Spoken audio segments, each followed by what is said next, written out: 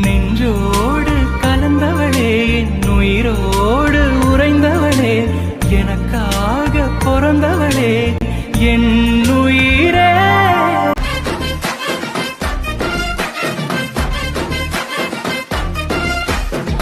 ஐஷு, நீ ஏன் எப்ப பார்த்தாலும் இந்த மஞ்ச சாரியே கட்டுற? ஏன் இந்த சாரிக்கு என்ன குறைச்சல்? குறைச்சல்லாம் ஒண்ணும் இல்ல. என்ன மஞ்ச சாரிய பார்த்தாலே மைண்ட் எல்லாம் வேற எங்கேயோ போகுது. என்னங்க? ஒன்னும் இல்ல. சரி நீ உள்ள போ, முடிச்சிட்டு கூப்பிடு, நான் வந்து பிக்கப் பண்ணிக்கிறேன்.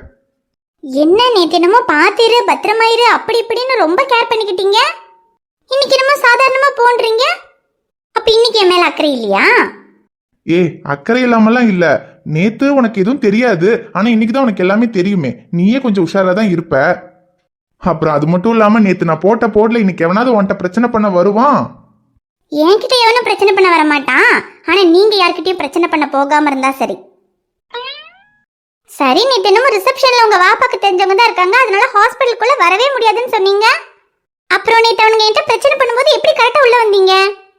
அது எப்படியோ வந்தேன், ஆனா கரெக்டா வந்தேன்ல. வந்தீங்க சரி, உள்ள வரவே முடியாதுன்னு சொல்லி எப்படி வந்தீங்க? சரி, அந்த மாதிரி இன்னைக்கு உள்ள வாங்க. நேத்து வந்தேன்னா நேத்து பின்னாடி வழியா பைப்பேறி குதிச்சு வந்தேன். அதே மாதிரி இன்னைக்கு வர முடியுமா? டெய்லி எல்லாம் பைப்பேறி குதிக்க முடியாதுமா, மூச்சு வாங்கும், வயசாயிடுச்சுல. யாருக்கு, உங்களுக்கா? ஏன் இல்லையா? எங்க இது ஹாஸ்பிட்டல். தெரியுது இல்ல, அப்புறம் என்ன, கிளம்பு. சரி சரி, நான் உள்ள என்ன எதுனெல்லாம் பார்த்துட்டு கொஞ்ச நேரம் இருந்துட்டு அதுக்கப்புறம் உங்களுக்கு கால் பண்றேன். ரியா வா போலாம். ஐஷு, ரியாவை நான் கூட்டிட்டு போறேன். நீங்க கூட்டிட்டு போறீங்களா? எங்க கூட்டிட்டு போறீங்க? எங்கேயும் இல்லடி, இன்னைக்கு நாங்க ஊர்ல ஹாஸ்பிட்டலுக்கும் போல. அதான் சரி ரியாவை கூப்பிட்டு எங்கேயாவது பார்க்கு அங்க எங்கன்னு வெளியே கொண்டு போய் விளையாட்டெல்லாம் காமிச்சிட்டு அப்புறம் நீ கால் பண்ணதும் நாங்க 2 பேரும் வந்துடுறோம். எதுக்குங்க? ஏன் ஹாஸ்பிட்டலுக்கு போல? சும்மா தாண்டி. அப்புறம் 2-3 நாளா ரியா கூட இருக்கவே இல்லைல்ல, நைட்டு மட்டும் தான் பார்க்க வரேன். அதுலயும் கொஞ்ச நேரத்துல அவ தூங்கிடுறா, அவ கூட சரியா விளையாட கூட முடியல. அதான் என்னமோ மாதிரி இருக்கு. அவளை கூட்டிட்டு கொஞ்சம் வெளியே போய் விளையாண்டா மனசுக்கு கொஞ்சம் நல்லா இருக்கும்னு தோணுச்சு, அதான். சரிங்க, புரியுது. ஆமா, நீங்க எப்பவுமே அவ கூடயே தான் இருப்பீங்க. அவளும் உங்களை ரொம்ப மிஸ் பண்றா. அப்பா அப்பான்னு எப்பவுமே உங்களை கேட்டுக்கிட்டே தான் இருப்பா. சரி, அப்படின்னா நீங்க அவளை கூட்டிட்டு போய் விளையாட்டெல்லாம் காமிச்சிட்டு கொஞ்ச நேரம் இருந்துட்டு அதுக்கப்புறமா வாங்க. ஆமாண்டாமோ, நம்ம பார்க்குக்கு போய் விளையாடலாம். ஏங்க, அப்புறம் அவளுக்கு மாத்திக்க ட்ரெஸ் எல்லாமே உள்ள ஹாஸ்பிட்டல்ல தான் வச்சிருக்கேன், இருங்க எடுத்துட்டு வந்து தரேன். அதெல்லாம் வேணாம், அதெல்லாம் நாங்க பாத்துக்கிறோம். ஐயோ, எங்க அவ ட்ரெஸ் எல்லாம் ஏதாவது ஈரம் பண்ணிட்டானா என்ன பண்ணுவீங்க? அவ பிறந்ததுல இருந்து அவளை நான் தனியா பாத்திருக்கேன். இன்னைக்கு ஒரு நாள் என்னால மேனேஜ் பண்ண முடியாதா? ட்ரெஸ் ஈரம் பண்ணிட்டா நாங்க புது ட்ரெஸ் வாங்குவோம். என்னடாமோ? ஐயோ சரி, அப்புறம் பாலு. ஐஷு, ஐயோ சரி சரி, அப்பாவும் பொண்ணு என்னமோ பண்ணுங்க, ஆனா நான் முடிச்சிட்டு கால் பண்றேன், கரெக்டா வந்துருங்க. அதெல்லாம் கரெக்டா வந்துருவோம். நாங்க கொஞ்ச நேரம் விளையாடிட்டு தான் வருவோம், நீ பொறுமையா கூப்பிடு. சரி. அப்புறம் எங்க நேத்து நைட்டு பண்ணது ஞாபகம் இருக்குல்ல? நைட்டு பண்ணதா?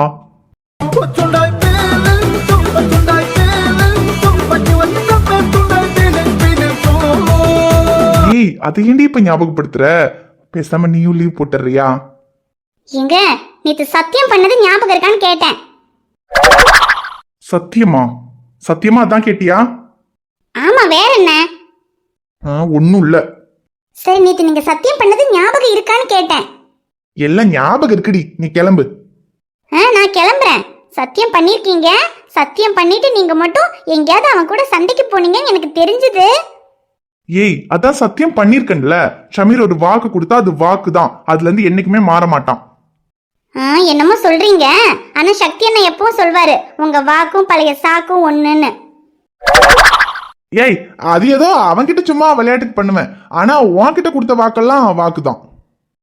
வாக்கா இருந்தா சரி. சரி, நான் கிளம்புறேன், நீங்க ரியாவை பாத்துக்கங்க. நான் பாத்துக்கிறேன், நீ முடிச்சிட்டு கூப்பிடு. சரிங்க, நான் வரேன்.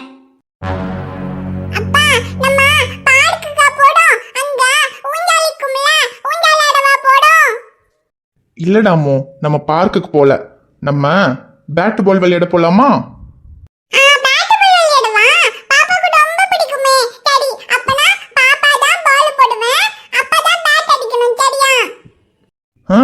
அப்பாதான் பேட் அடிப்பேன். இவ்வளோ நாள் நீ எங்க இருக்கன்னு தாண்டா தேடிட்டு இருந்தேன். நீ எங்க இருக்கன்னு தெரிஞ்சதுக்கு அப்புறமும் நான் உன்னை சும்மா விடுவேனா? இன்னைக்கு உன் சாப்டரை முடிக்கிறேன்டா. போடுறா BGM.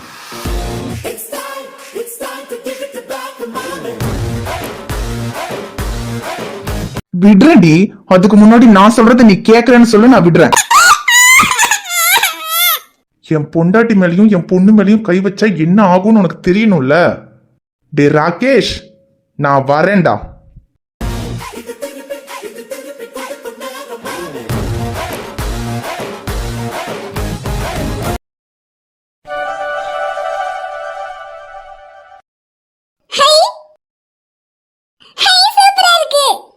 N mall torch of பண்ணு.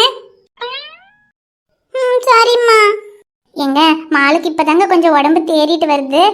ஒரு கிலோ ஆப்பிளும் அப்புறம் ஒரு ஹார்லிக்ஸ் பாட்டிலும் வாங்கிட்டு வரீங்களா?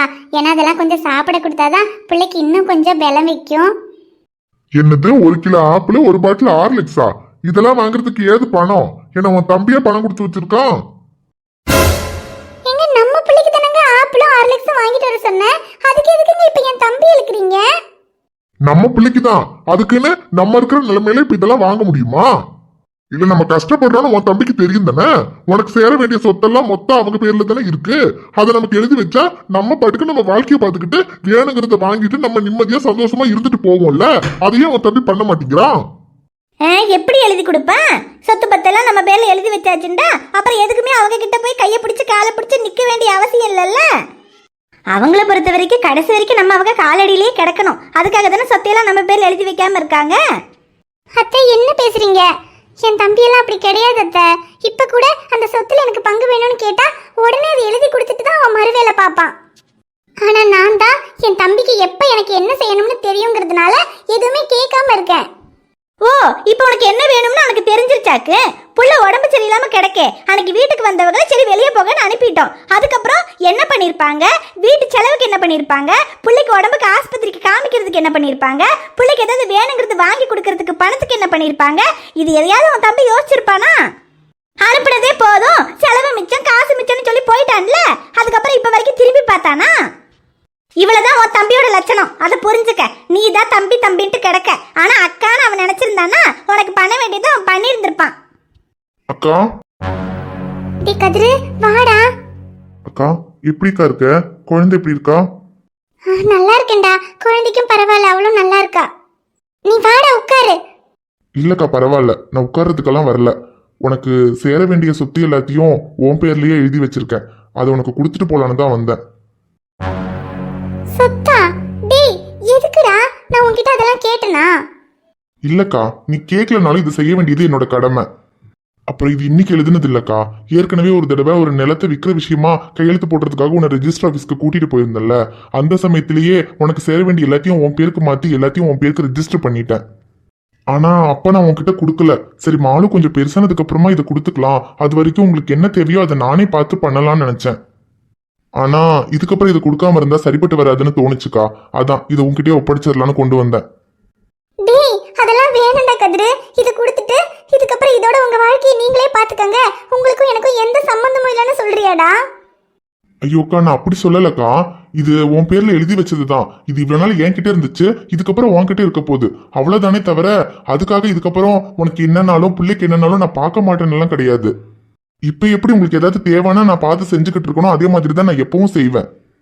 ஆனா என்ன, அதெல்லாம் நான் உன் பிள்ளைக்கும் உனக்கும் செய்யறது அல்லாம உன்னோட சொத்துல இருந்து எடுத்து நான் எதையுமே பண்ணலக்கா. இதெல்லாம் உனக்கு சேர வேண்டியது. இதை நீ வச்சுக்க.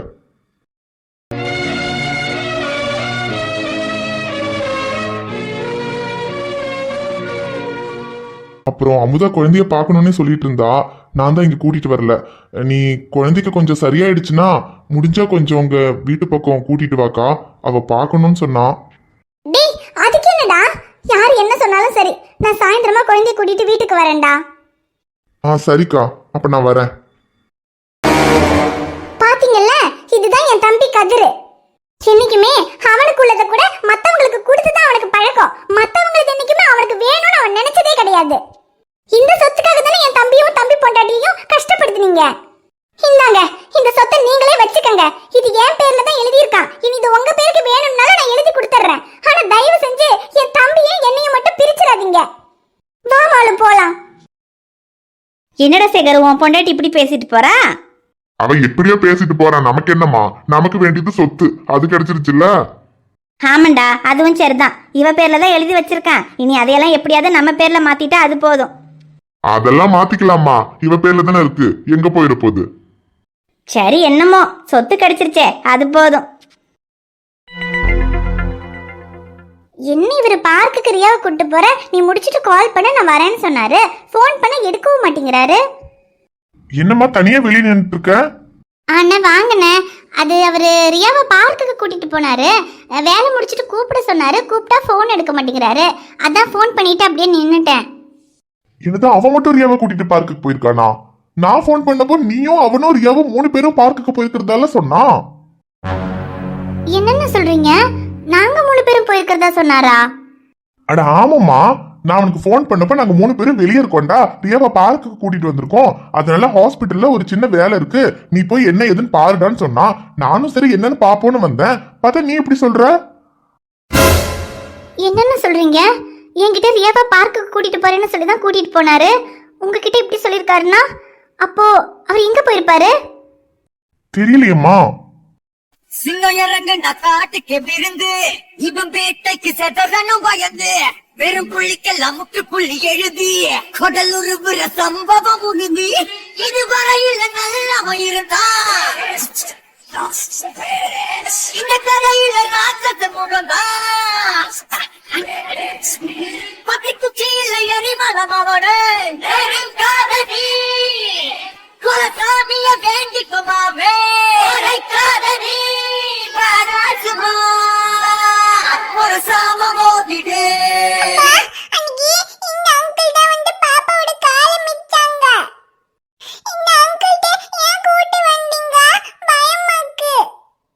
அம்மோ பயப்படாதடா, அதான் அப்பா கூட இருக்கன்ல. அன்னைக்கு அப்பா சொன்னன்ல, பாப்பாவோட காலை மிதிச்ச அங்கிளோட காலை அப்பா உடைக்கிறேன்னு. அதுக்குதான் இப்ப இங்க வந்திருக்கோம். உடப்படா உடப்ப. டே டாக்டர், ஏற்கனவே என் மேல கை வச்சு ரொம்ப தப்பு பண்ணிட்ட, திரும்பவும் என் மேல கை வச்சு தப்பு பண்ணாத, அதுக்கெல்லாம் சேர்த்து நீ அனுபவிப்ப. இப்ப கூட அடங்க மாட்டேங்கிற. ஆ டேய், நீ ஒரு ஆம்பளையா இருந்திருந்தா நான் இருக்கும்போது என் கிட்ட வந்து மோதி இருக்கணும்டா. அதை விட்டுட்டு நான் இல்லாத நேரத்துல கோழ மாதிரி வந்து என் பொண்டாட்டிக்கிட்டையும் பொண்ணுகிட்டயும் பிரச்சனை பண்ணிருக்க. டேய், யாருடா கோழ? நீ இல்லாத பையன, நீ இருக்கும்போதே பிரச்சனை பண்ணுவேன், பாக்குறியாடா? சரிடா, உன் கையில இருக்கிற கட்டை அவுத்து விடுறேன். அன்னைக்கு நான் இல்லாதப்ப வந்து என் பொண்ணு மேல கை வச்சல, இப்ப நீ ஒரு ஆம்பளையா இருந்தா என் பொண்ணை தொடுறா பாப்போம். தொடுறா. அந்த பயம் இருக்கணும்டா. டேய், எனக்கு ஒரு கெட்ட பழக்கம் இருக்கு. எனக்கு யாராவது ஏதாவது கொடுத்தாங்கன்னா அது அவங்க கொடுத்ததை விட கொஞ்சம் அதிகமாவே திருப்பி கொடுத்துருவேன். அது அன்பா இருந்தாலும் சரி, அடியா இருந்தாலும் சரி. இப்போ நீ எனக்கு கொடுத்ததை நான் உனக்கு திருப்பி கொடுக்கணும்ல. டே டாக்டர், வேண்டாம், இதுக்கெல்லாம் நீ அனுபவிப்ப. டேய் தம்பி, உனக்கு என்ன டாக்டரா மட்டும்தானே தெரியும்.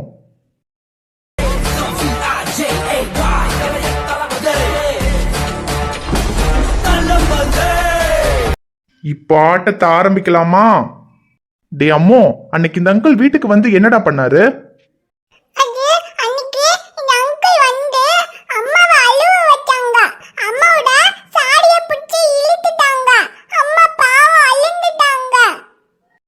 என் பொண்டாட்டி மேல கை வைப்பியா? ஆ இது என் பொண்டாட்டிய தொட்டதுக்கு. இனி என் பொண்டாட்டிய மட்டும் இல்ல, இந்த உலகத்துல வேற எந்த பொண்ணு மேலயும் தப்பான எண்ணத்தோட கை வைக்கணும்னு உனக்கு தோணவே கூடாது.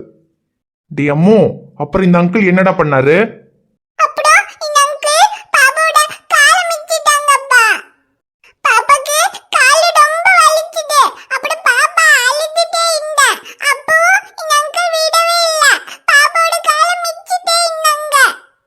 பாப்பாவோட காலை மிதிச்சதுக்கு அந்த அங்கிளோட காலை அப்பா உடைக்கிறேன்னு சொன்னல, இப்ப உடைக்கிறேன் பாரு.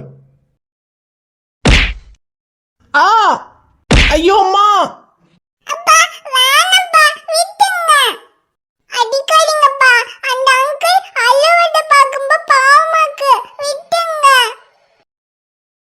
பாத்தியாடா பண்ணாட, சின்ன குழந்தை துடிக்கிறான்னு கூட பார்க்காம அவ காலை மிதிச்சு அவளை அழ வச்சிருக்க.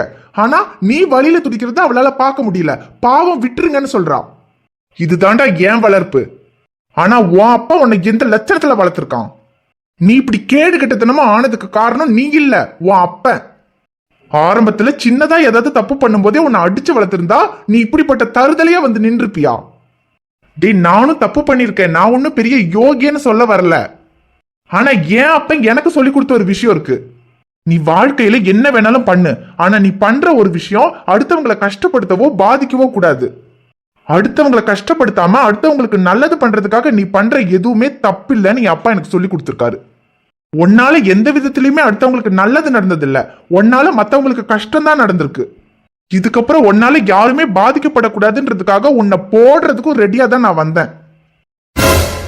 இப்ப நான் உன்னை போட்டா கூட எவனும் என்னை எதுவும் பண்ண முடியாது. ஆனா நான் உன்னை எதுவும் பண்ண மாட்டேன். ஏன் தெரியுமா? ஒருவேளை உனக்கு கல்யாணம் ஆகாம இருந்திருந்தா நான் சத்தியமா உன்னை போட்டு இருந்திருப்பேன். ஆனா இப்ப உன்னை நம்பி ஒரு பொண்ணு இருக்கு. இப்ப நான் உன்னை ஏதாவது பண்ணா அதனால பாதிக்கப்பட போறது அந்த பொண்ணு தான். இப்பவும் அந்த பொண்ணாலதான் நீ தப்பிச்ச. ஆனா ஒண்ணு மட்டும் சொல்றேன், இதுக்கப்புறமும் நீ திருந்தலன்னு வச்சுக்க, அப்புறம் யாருக்காகவும் நான் பார்க்க மாட்டேன், போட்டு போயிட்டே இருப்பேன். டேய், இதுக்கப்புறமாவது திருந்துடா. டேய், அடுத்தவங்களுக்கு பிரச்சனை பண்ணணும், அடுத்தவங்க வாழ்க்கையை கெடுக்கணும்னே அலையிறியே. உனக்கு நாளைக்கு ஏதாவது ஒண்ணு ஆச்சுன்னா உன் கூட யாராவது இருப்பாங்களான்னு யோசிச்சிருக்கியா? இப்ப உன் கையையும் காலையும் உடைச்சிருக்கனே, இப்ப ஒரு வயசு சாப்பிடணும்னாலும் இல்ல எந்திரிச்சு பாத்ரூம்க்கு போகணும்னாலும் உன் பொண்டாட்டியை தவிர உன் கூட வேற யாராவது நிப்பாங்கன்னு நினைக்கிறியா? சத்தியமா உன்னை பெத்தவ கூட நிக்க மாட்டா. அதனால பாவம் உன் கூட வந்து அந்த பொண்ணுக்காகவாவது கொஞ்சம் திருந்தி மனுஷனா வாழ்டா. ஆனா நீ இன்னும் திருந்தாம இப்படியே பண்ணிட்டு இருந்தேன்னு வச்சுக்கேன், நாளைக்கு அவளும் உன் கூட இருக்க மாட்டா. அப்புறம் நீ செத்தா கூட உனக்காக அழறதுக்கு ஒரு நாய் கூட இருக்காது. டேய், நீ வார்த்தைக்கு வார்த்தை சொல்லுவியே டாக்டர் டாக்டர்னு, நான் ஒரு டாக்டரா இருக்கிறதுனால மட்டும்தான் இப்போ உன்னை உயிரோட விட்டுட்டு போறேன். ஆனா இதுக்கப்புறம் என்னைக்காவது நீ என் கண்ணில் பட்டேனா அன்னைக்குதான் உனக்கு கடைசி நாள்.